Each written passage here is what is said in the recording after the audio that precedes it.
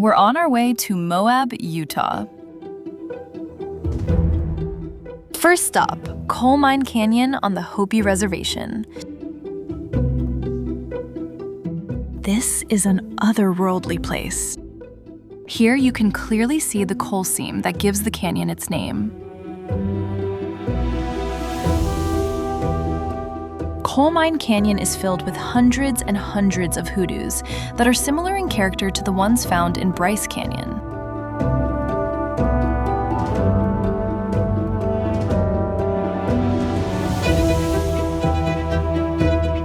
Although these two canyons share a common geologic structure, the main differences between the two is elevation. Bryce Canyon sits at 8,000 feet, while Coal Mine Canyon sits at 5,000 feet. Three geologic formations, Dakota Sandstone, Cow Springs Sandstone, and the Carmel Formation, are found throughout the canyon, making it a prime hangout for geologists and paleontologists.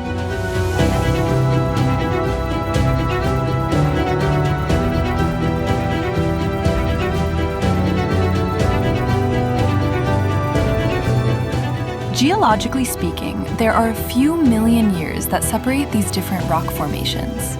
Coal Mine Canyon is about 6 miles wide by 6 miles long at its largest section.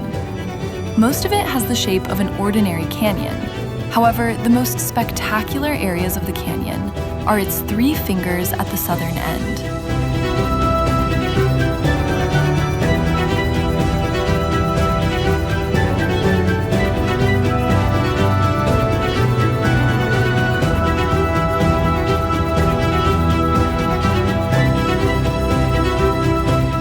We passed several interesting rock formations on the drive to Moab.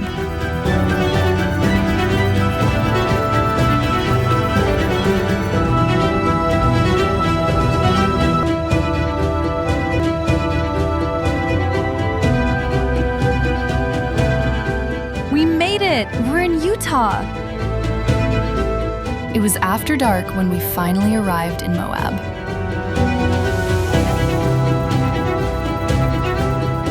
Our first day's adventure in Moab took us along the Potash Road. The Potash Road follows the Colorado River. This scenic route has high sandstone cliffs on one side and the river on the other.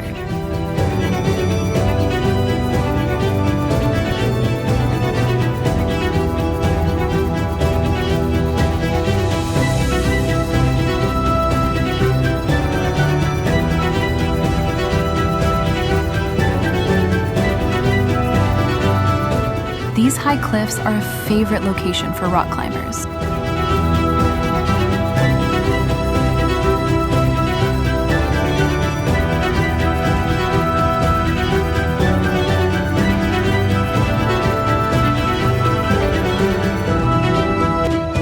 The Potash Road turns into a jeep trail through rugged backcountry that provides an alternate route to Canyonlands National Park.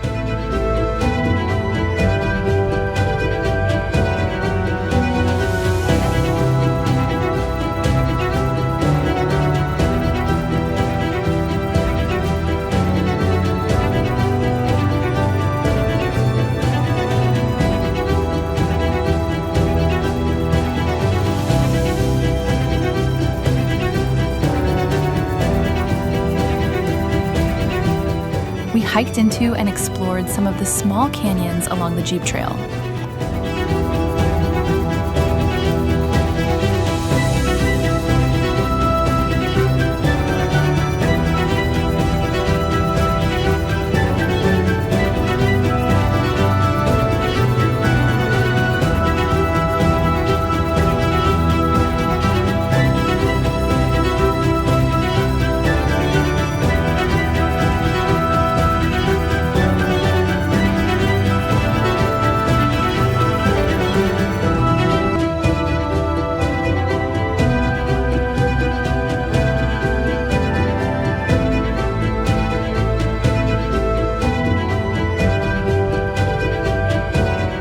We stopped at a number of spectacular overlooks high above the Colorado River.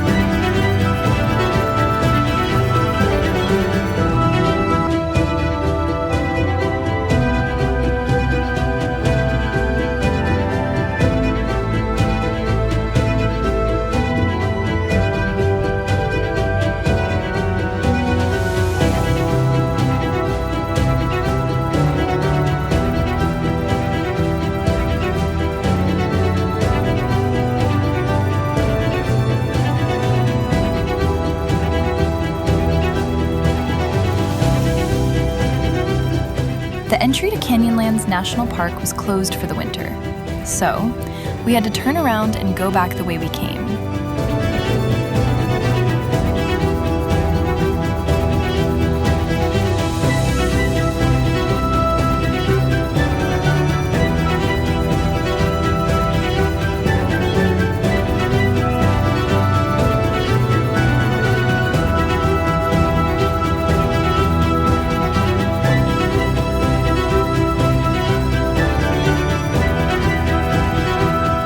It was well after dark before we got back to our hotel in Moab. The next morning, we headed to Dead Horse Point State Park.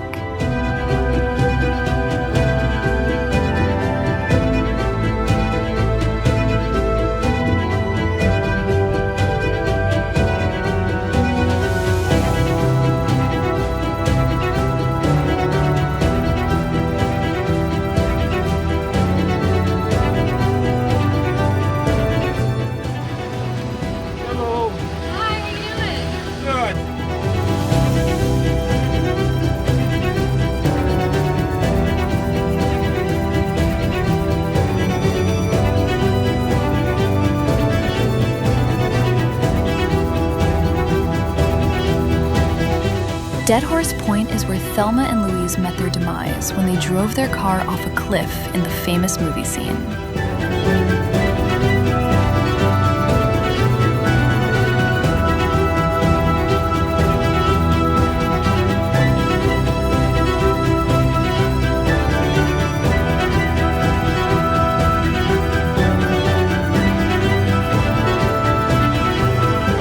According to one legend, around the turn of the century, the point was used as a corral for wild mustangs roaming the mesa top. Cowboys rounded up these horses, herded them across the narrow neck of land and onto the point. The neck, which is only 30 yards wide, was then fenced off with branches and brush.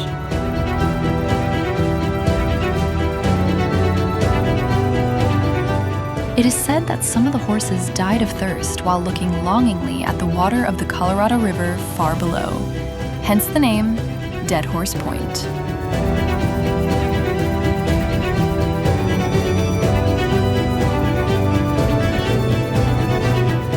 Yes, those are the snow-capped LaSalle Mountains in the distance.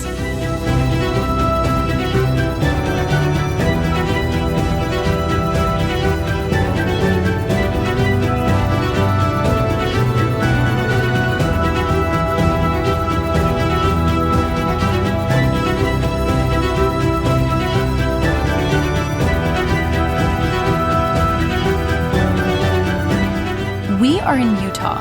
The water in the Colorado River will leave here flowing through Lake Powell and the Glen Canyon Dam in Arizona. From there, it moves through the Grand Canyon, Lake Mead, and the Hoover Dam.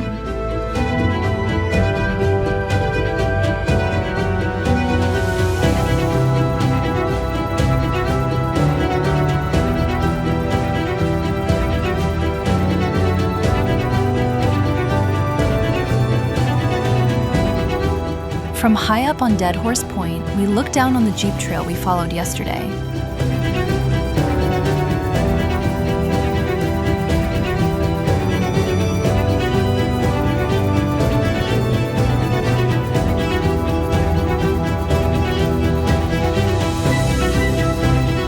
We left Dead Horse Point State Park and went to Arches National Park, where we watched the sunset.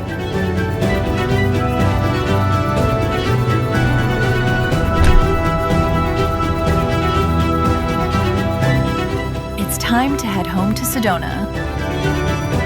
There will be one more stop along the way.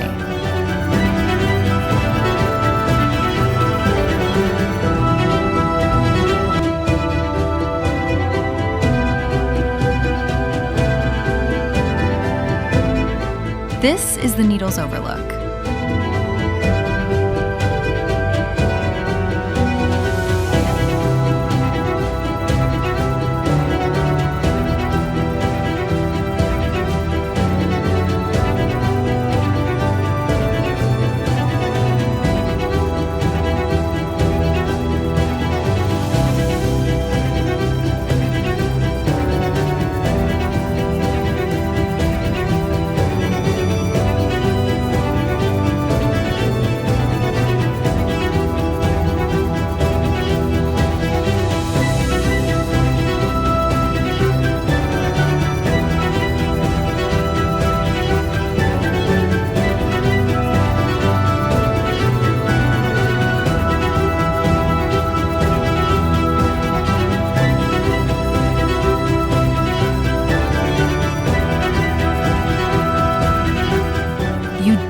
definitely don't want to slip here.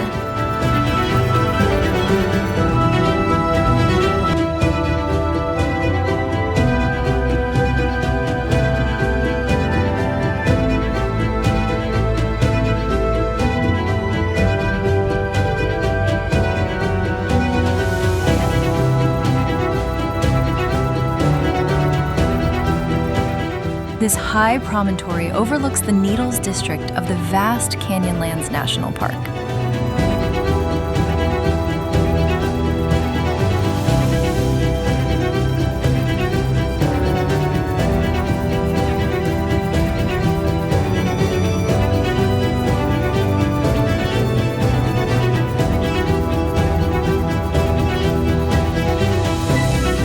In the distance, that's Canyonlands National Park.